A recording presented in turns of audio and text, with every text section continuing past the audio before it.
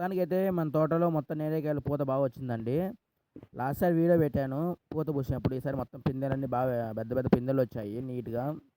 కొమ్మ కొమ్మకి పిందె కొమ్మ చెట్టు పడిపోయేమైన పిందెలు కాసాయి ఈసారి.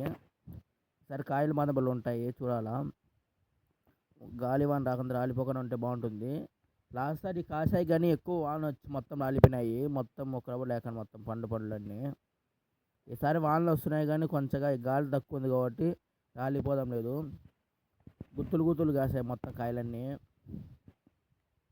మీకు ఈ వీడియో నచ్చినైతే లైక్ చేయండి, షేర్ చేయండి, సబ్స్క్రైబ్ చేయండి.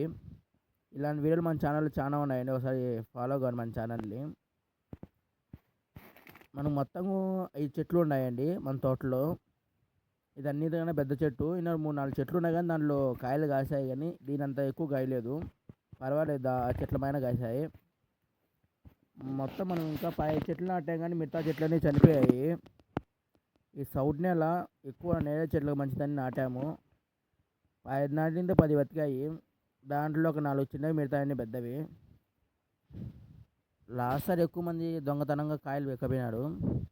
మనకు ఒకసారి కంచె ఉంది, ఒకసారి కంచె లేదు కాబట్టి చెట్లు పెద్ద చెట్లు కూడా వాడు కూర్చొని పీక్కొని తినేసి వెళ్ళిపోతున్నాడు. ఎక్కువ సీకట్లో వస్తున్నారు. పీక్కొని కానీ కొమ్మలని ఇంచేస్తున్నాడు ఎక్కేప్పుడు. కొన్ని అయితే పర్వాలేదు, ఎక్కువ సంచులు పీక్కపోతారు. కొమ్మలు అయింది కవలు పీక్కపోతారు.